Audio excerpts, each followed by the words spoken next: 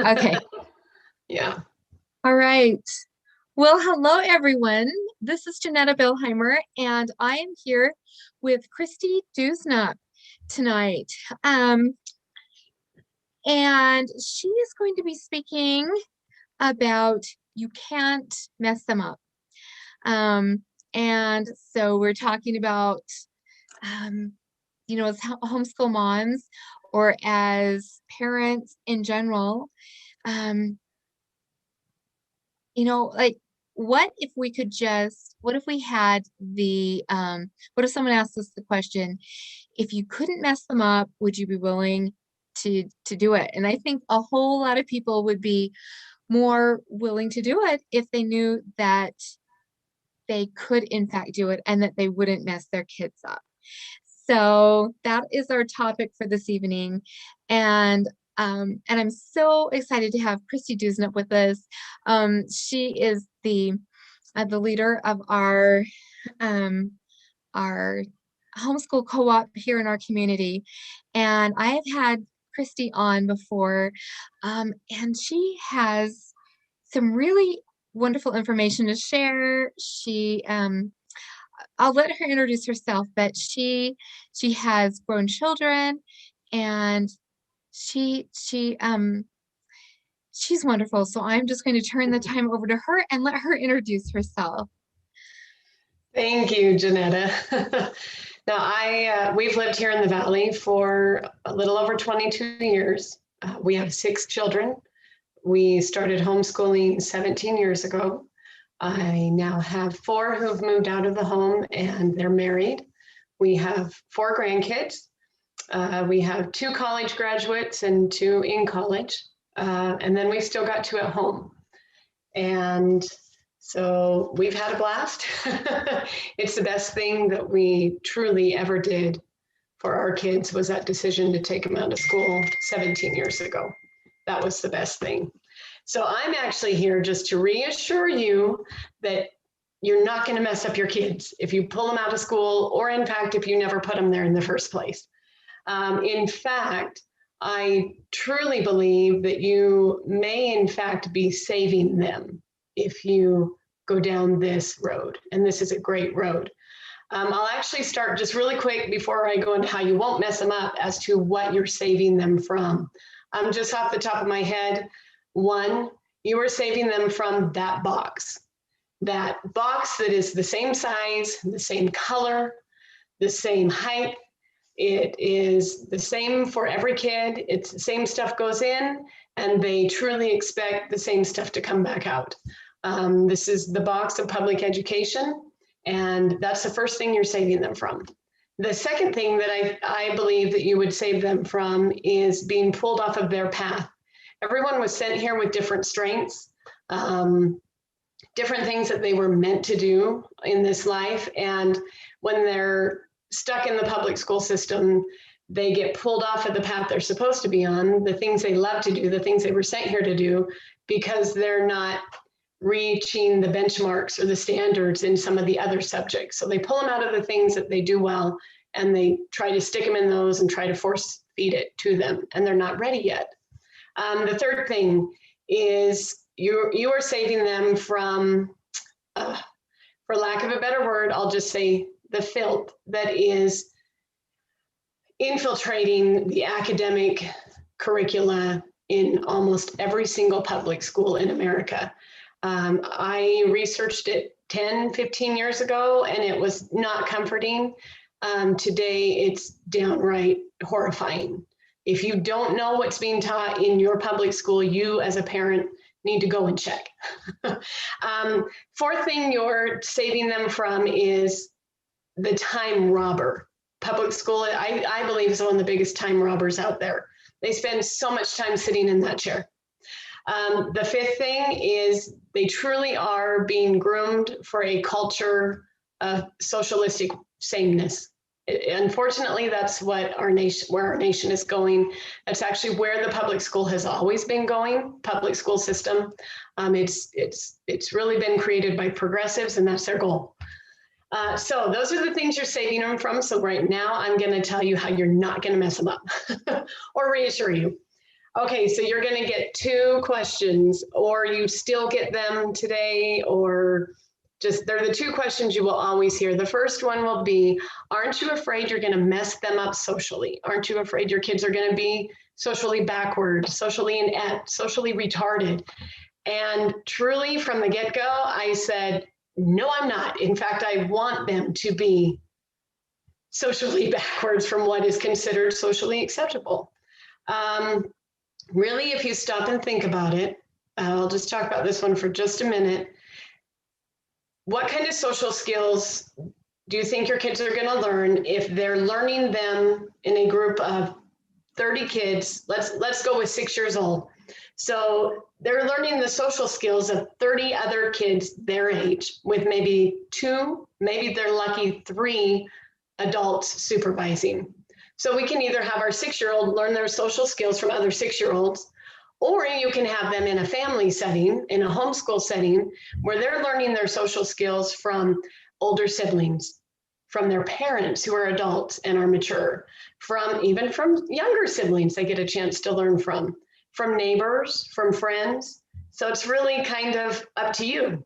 You know, you've got 2 choices: social skills from all the kids their age, which when they're young, well, even when they're older, you don't really want them focusing on those social skills, or getting to learn them from family members, Yeah, neighbors.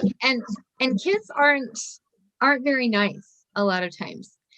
Um, and if you're sending them to, so that they can have friends, and that's kind of the main, reason that they want to be there and all. Um, a lot of times, again, kids aren't really actually very nice. So It's true.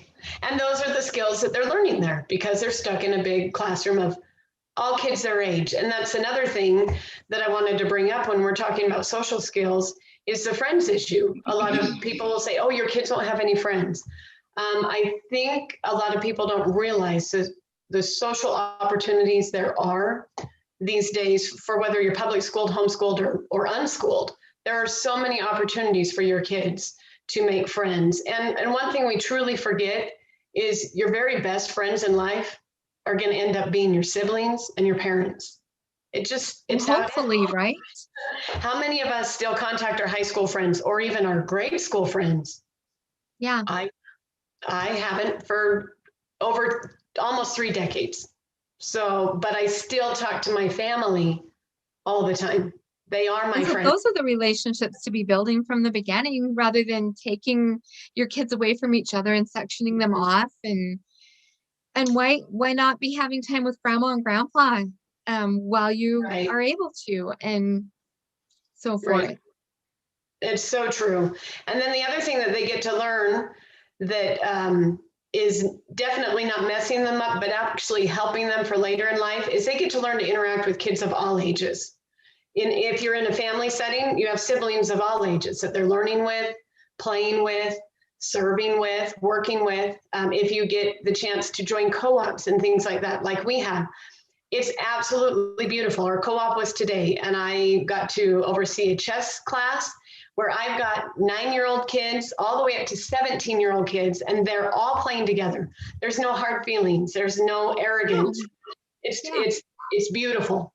And It's a the beautiful kids, opportunity. yeah, the kids are all great with each other.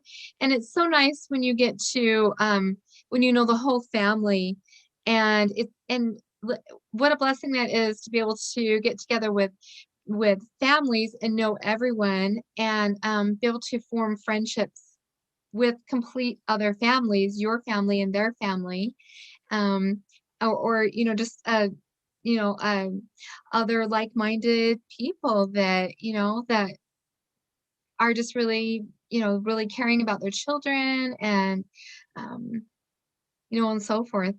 That That's so true. And that's why you really aren't going to mess them up socially. They have actually so many more opportunities to learn and grow.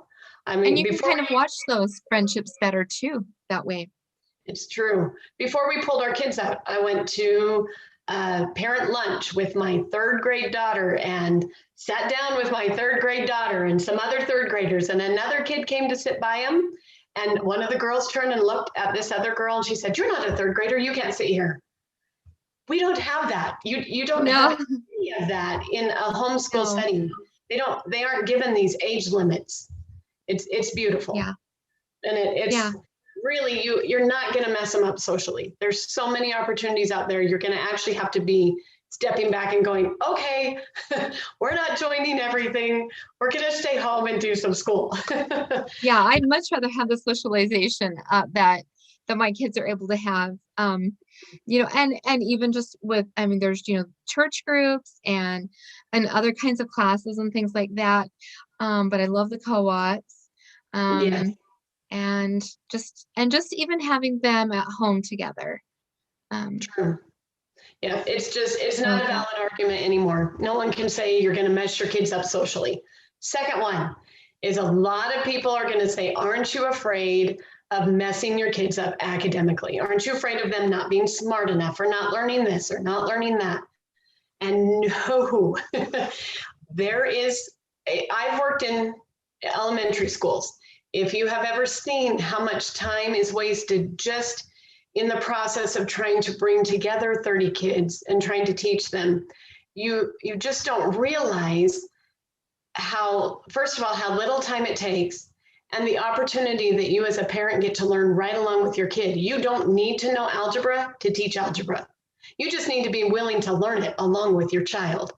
Almost every subject can be that way. So it's actually learning in tandem almost. The way you learn best is actually teaching. So when the parent and student and your child go back and forth from this teaching and learning, you can actually learn so much more in so much less time and with so much less effort. And then And the beauty of it all is getting to teach it when you know they're ready, not when somebody says, oh, they're ready for it. This is when they got to learn it.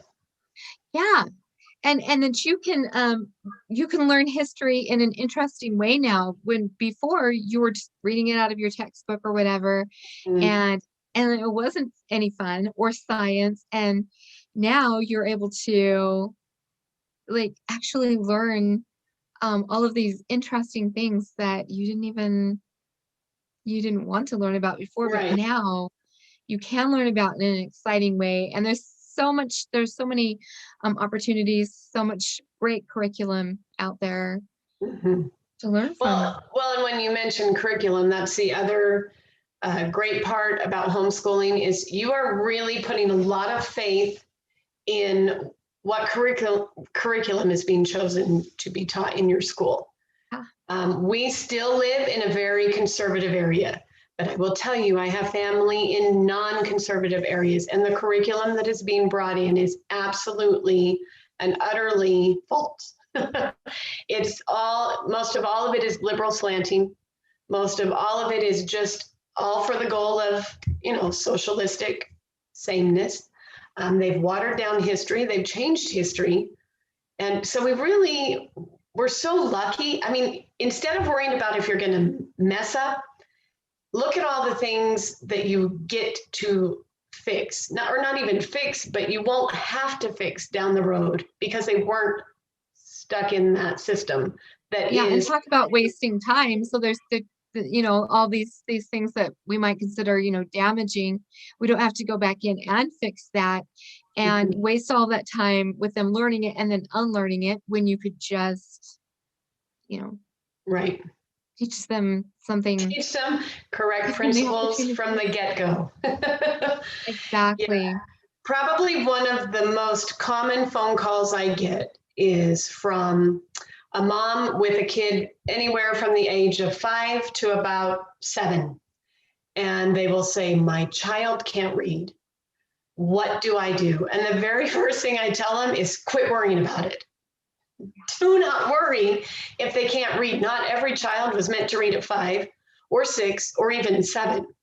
Which is It's kind of the indoctrination that they're supposed to be reading at this time, because, well, there is like a track that, particular track in the public school that you need to do this so that you can be up to here and things, but it's so different, school and education are completely different things. They truly are. They truly are. The other thing that I remind them is they have done actually quite a few studies, and they have some of them show that you can actually learn to read in 30 hours. 30 hours. So if your child is still 5th or 6th grade, fine, they still can do it. And it's not something that's going to take them years. You wait till your child needs or wants that reading, and you will see a whole difference in their approach to learning how to do it. I've had kids who've read at 6, and I've had kids who haven't read well until 6th grade. So you've got both have, and they've all turned out fine. My 6th grade reader is now on the dean's list in mechanical engineering, but it wasn't till he needed it and wanted it that it all clicked. Yeah, and then if they have, dyslexia or whatever, you can work with them personally, and they don't need to go to the class that, others think are is the, for dumb kids or whatever. You can work with them on their strengths and on the things that they need more help on, and because everybody has things that they need more help on. You know your child better than anybody else does. And who better to actually take the reins and teach your child than you? And why hold them back? Yeah, why hold them back when with the rest of the class, the rest of because really the classes are a lot of times just what's the word? But they're there for the lower, the ones that are having a harder time learning. They teach to the lowest level, and actually a lot of your homeschooling books and videos and things will actually teach you, or train you to teach to the oldest child in the group, because the other ones will get it. You can teach it again, but if you teach to the oldest in a group, that's how you're actually supposed to teach. But it's not what can happen in a room full of 30 kids and a teacher or two. It just it's not possible. A lot of time what is happening is just management in the classroom. Right. Yeah, they have a lot of management and have to spend a lot of time on that. I mean, look at it. You're lucky you only have a few kids, not 30. I don't know any who homeschools 30. Yeah. But the other opportunity, and the other thing that I think is saving your kids instead of messing them up. Again, so many people just hang on to this fear that, oh no, I'm going to ruin my kids. If you just let go of that fear, because there's only one person who wants you to have that fear. Let go of that fear, and you would be surprised at the doors that will open, the impressions that will come to you as a mom and a teacher together. You're really molding this child. It isn't all about academics and social.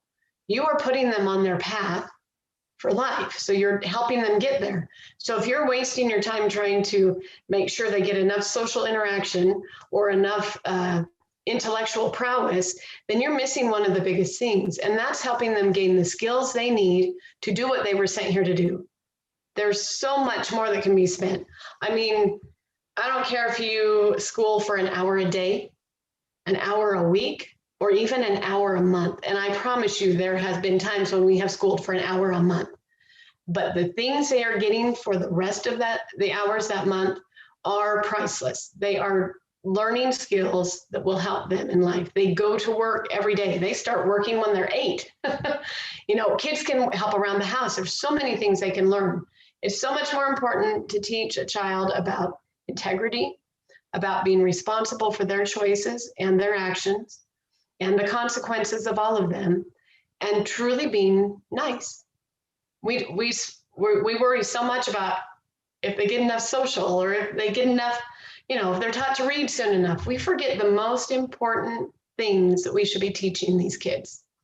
Let them be a kid, teach them the basics of being a good person, and the rest is going to happen.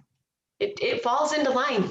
When they need to read, they're going to learn how to read. When they need some more math skills, they're going to want them. When they want to hear more history, they're going to seek it out. So and life skills. Yeah, life skills like how to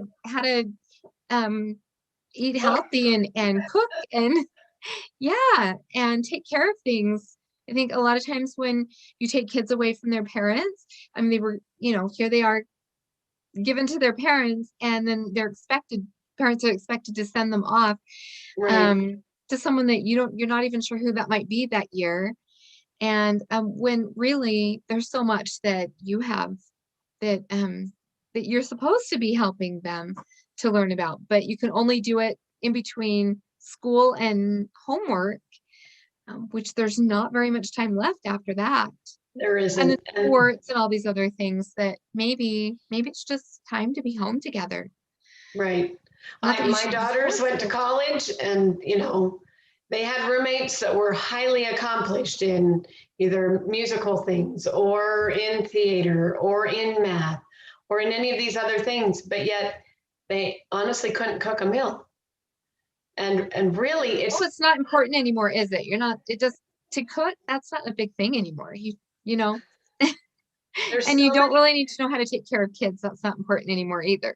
right, right. And it's sad. And again, I believe one of the best choices you could ever make is to pull your kids out and teach them yourself because you aren't going to mess them up. There's just so much help out there. There's so many people out there, and there's so many other families doing it. I can't say strongly enough that you're saving them. You pull them out and you're saving them from a lot. So many opportunities too, don't you think, that they could learn uh, things that they need to learn about where otherwise their time's taken up. Right. And this way they can learn about subjects that interest them, that are probably pulling them in the direction that they need to go. Like if you can keep the distractions out, and keep maybe the video games for later, but structure your morning, don't you think? To not Yeah. necessarily like structure all the content, but that there's time to learn things. One of the best things you could do if you're worried is sit down and write out a schedule. You would truly be amazed at how much time there is when you get rid of all the fluff, get rid of all the fluff and the extra thing, like you said, the video games, or if they really don't need to go here or go there. But sit down and write a schedule. Start early. The best thing to do is start early. The other best thing to do is start with devotional. That was probably our most favorite thing when we started homeschooling, and through the years, we've gotten a little lax, just a little, with the last two. The devotional was the best. It's when they did their memorization. It's when we did our Pledge of Allegiance, when we sang together and learned together. It was our spiritual moment of the day. And then we would read after. I would read out loud to them. That was one of our favorite things. But we scheduled an hour for that. You'd be surprised how much was done in that hour that really is what means everything now. The Yeah, they important can factor trinomials, and yeah, they can do this and that. But really, it's some of these other things that mean the most. So if you sit down and write a schedule, you'd be surprised at how much extra time you have to really let them take some of these other opportunities and run with them. And to have the time to do that is such a gift. Mm-hmm. It really is. It's worth it. I don't know what else to say. It's just worth it. Just do it. Well, If you're thinking of doing it, just do it. If you're doing it and a little worried that you're not doing it right, keep doing it, because you probably are doing it just how your children need it done. and I something that somebody was saying that they loved that you had talked about in a class, no, in a video prior to this, was how your children are able to, how they've left home, um, having the skills to even build a house. Oh, yeah. And that's what your husband does. And that's It something is. that you have been personally able to give to your children. Yeah, we have Can you a tell us about son that? who's in college over at Utah State. He's in his third year, but he built a house for him and his wife last year. And they put a full basement in it and they rent it out, and that's how they pay for college. So, Wow. and and pay for their housing is the rent that comes in for it. And so if he would have he was my child that was a first grader when we pulled them all out. He was the one who they took out of math and they took out of science because he wasn't reading. And he had to be reading. He had to hit those benchmarks. He had to, he had to be like all the other kids. And so they took him out of that, and he would come home and just be so frustrated because he didn't get to do math. And yet that's what he was sent here to do, was math and science. So when we pulled him out, we let him do all the math and science he wanted to do. And the reading, we still tried here and there and everywhere, but it was 5th, 6th grade when he needed it, and he figured it out. Mm-hmm. So yeah, and another thing that she really liked about what you said was that why not have your children um, leave your homeschool with a marketable skill, something that they could actually, market. right. We had our oldest daughter started a business when she was, I'm trying to remember, 16, I think. And she actually still runs that business today. And she graduated in 2011. So there's so many opportunities out there if they're not just trying to reach those standards and benchmarks that they're given in the school because everybody's in that same box. Yeah, because maybe not everyone, is meant to go to college. No. Because they're doing, college is indoctrinated with that is what you need to go to college. That's what we're doing everything for. But maybe it's not, maybe, there's a whole lot more to life than college and getting a job, a whole lot more. So 4 of ours have gone to college now, and we could literally take it or leave it. If our 2 youngers don't want to go, then we will not even push them to go, because you hit the nail on the head. Most colleges, not all, but most, have a lot of problems with indoctrination. And the fact that America is sitting where she's sitting right now it's because of the indoctrination. Talk to our 20-somethings. Just go find random 20-something age kids, even 30-somethings. Talk to them, and you'll be a little bit disgusted about what these colleges have turned out. Even private colleges, there's indoctrination for sure. There is, because that's how progressives work. I don't mean to get political, but everyone who knows me knows I'm highly political. But that's right.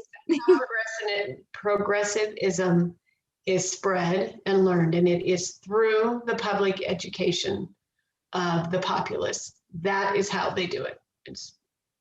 If you look into just know if you're sending your kids, that's what you're saving them from. Yeah, and maybe you want to be the one who has the impact on your children and not just send them to some random person or people and who are teaching random lessons that you don't really know about. And I know back in high school there were things that my mom later on in the school year was like, I didn't know you were learning about that. And I knew I was learning about that. But, yeah.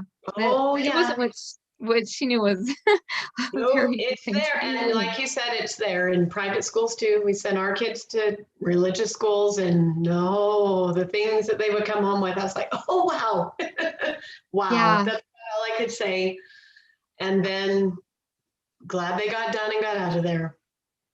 I hate to say that, but really, parents, it's time just to step up and really take care of your kids, because there are people out there who want to do it for you, and there's a reason they want to do it for you. And if we really want to try and save this nation and the rights and freedoms that we enjoy, you've really got to get your children out of that and back home, where you can actually teach them truth and correct principles, and not this watered down, not even watered down, it's true, kind of indoctrinated. Yes. Yeah. It's not good. Look into it. A lot of people just call me a conspiracy theorist and things like that. But if they truly looked into some of these things that are being taught and the purpose of them, their eyes would be open. And they wouldn't even care about messing up their kids. They would just take them out. Of this public educational system that is. Yeah. Why not let their hours be filled with worthwhile things? Mm-hmm. And there is so much out there to fill the hours with. Oh, there truly is. And sometimes it's just not doing anything. And then the child comes to you and they say, I'm so bored. And then you're like, okay, good. I'm glad you're bored because you know that pretty soon they're going to find something that they're interested in and that they're going to do. Well, the great part about what you just said is they had to figure it out themselves. We have a society who has been trained to have everything figured out for them. And that's why they're voting the way they do. That's why they're acting the way they do. That's why we have a society that's in chaos right now, because they're not allowed to be bored and try to figure out something for themselves. Right. Yeah. So true. And now more than ever, it's important to be really vigilant about Mhm. what our children um, are doing and what they're learning. So true. And you can't be vigilant if you send them off somewhere for 8 hours. I'm sorry. And you don't It's just, really know what's happening. it's the hard, honest truth. I think that we're really disempowered a lot because that is just what you're supposed to do. Parents aren't told that they really are the the experts that Mhm. they can really help their children, and so they're disempowered. And so when somebody says that they're homeschooling, it's kind of like you're doing what? You're taking them Mhm. out of what the experts could do for them. Mhm. And I think it's time that parents are realize that they are the parents and they're the ones that It's true. can receive revelation for them. You know what I mean? Like that Mhm. you You know know them your better than children the best. anybody. Yes. And that's where you want to go. That's where you want to stay. That's our job. Yeah, Why give it to somebody else? exactly. Don't be worried. You can totally do it. Anybody can, really. I hear everything. I don't know enough. I'm not smart enough. I don't have enough time. I don't have enough patience. But I they're didn't finish really, high school or I didn't go to college or whatever. yeah, Like, it's really all just excuses. If you really just throw it all away and try for a year, you would be so surprised. So surprised at how wonderful it actually truly is. And you'll see the difference in your kids. It's it's unbelievable. But it's the most awesome thing in the world. yeah. Well, Christy, thank you so much for being here and um making this Thank you. video with me. And I am we're so grateful to you and our community for everything that you do and for everyone that you're there for. And thank you so much for being here and for all of your wise words. I Oh, so appreciate you. you're welcome. I'm just grateful for all the other families in this valley. We have Yeah, quite a group, quite a support group, and we're truly blessed here. Truly blessed. we Thank you are. for what you do. It's so wonderful to get this out to everybody. Oh, you're so welcome. I'm so glad to be able to do this and so appreciate all of the other families out there who are making a difference and the world a better place. So thank So you so true. much, Christy. You're Thanks for welcome. being here and